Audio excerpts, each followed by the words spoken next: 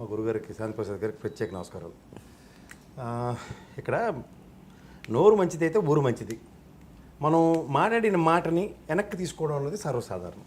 ఇక్కడ మీరు నాగబాబు గారు మాట్లాడింది ఒక ఎత్తు అయితే, పవన్ కళ్యాణ్ గారు మాట్లాడింది ఒక ఎత్తు అయితే, నిన్న P4 సభలో పవన్ కళ్యాణ్ గారు మాట్లాడింది, ఈ రెండింటికి మీకు నక్కకి నాగలోకంగా ఉన్న తేడా ఉంటుంది మీరు గమనిస్తే. ఇప్పుడు ఒక విషయం నేను ఎప్పుడు అంటే మా గురుగారితో విభేదించేంత స్థాయిని అది కాదు, కానీ ఒక వాస్తవం చెప్తాను. ఎందుకంటే మా డాక్టర్ గారికి కూడా బాగా తెలుసు. ఇప్పుడు వర్మ గారు అనే వ్యక్తి అక్కడ 23-24 సంవత్సరాలు బట్టి తెలుగుదేశం పార్టీకి ఒక నెక్కచ్చైన నిలువెత్తు లీడర్. అతనికి దొరబాబు గారు అనే వ్యక్తిని గతంలో ఈయన స్థాయి అంటే ఒకసారి ఎమ్మెల్యే గెలిచిన ఆయన్ని ఇవాళ జనసేన పార్టీలో జాయిన్ చేసుకున్నారు. తెలుగుదేశం పార్టీ యొక్క చిత్తశుద్ధి ఎలా ఉందంటే, ఇప్పుడు ఒక చిన్న విషయం చెప్తాను మీకు. గతంలో గాజువాకలో మా చింతలపూడి గారు ఉండేవారు. 1,00,000 సభ్యత్వాలు, నేను 1,00,000 చెప్తున్నాను ఇదే విషయం. 1,00,000 సభ్యత్వాలు చేసిన తర్వాత పవన్ కళ్యాణ్ గారు ఒక నల్లేరు మీద నడక అనుకుని ఆయన్నేమో పెందుర్తి నియోజకవర్గానికి గాజువాకలో పవన్ కళ్యాణ్ గారు నిలబడ్డారు. నిలబడితే నిద్రపోయే తెప్పలనాయిరెడ్డి చేతిలో కూడా ఓడిపోయింది. మీకు బాగా తెలుసు, మనం వైజాగ్ కాబట్టి.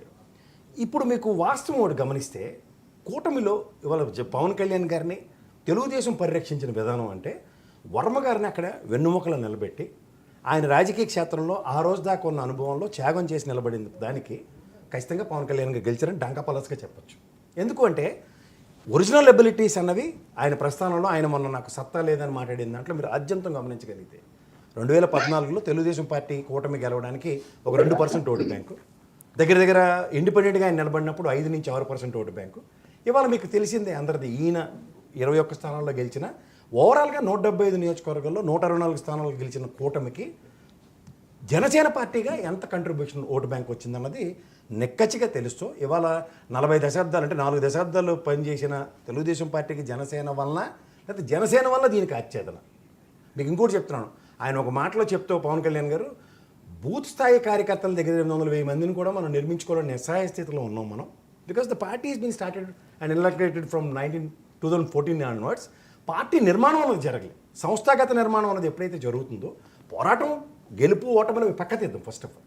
ఇక్కడ ఒక స్థాయి కలిగిన తెలుగుదేశం వలన మీకు ఇంకోటి చెప్తున్నాను, ఇవాళ తెలుగుదేశం ఒక సక్సెస్ నెరేషను మీకు చిరంజీవి గారు, పవన్ కళ్యాణ్, నాగబాబు ముగ్గురు విషయం ఒకటి చెప్పాలి. 2009లో ప్రజారాజ్యం పార్టీ మీరు ఎప్పుడైతే కాంగ్రెస్లో విలీనమైందో, బీసీకి పట్టుగొమ్మ, బీసీ మా పార్టీ అని గర్వంగా చెప్పుకునే తెలుగుదేశానికి కాపు సామాజిక వర్గం ఓట్లు ఎప్పుడు ట్రాన్స్ఫర్ కావు.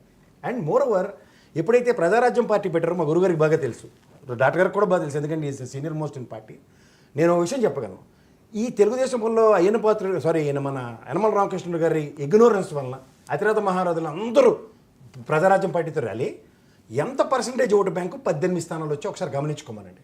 ఆ తర్వాత పరిణామాల్లో తెలుగుదేశం 2014 నెక్స్ట్ ఎలక్షన్ ప్రిపరేషన్లో ఒక వజ్రాయుధం ఆయన తయారు చేసుకుంది, అదే పవన్ కళ్యాణ్ గారు.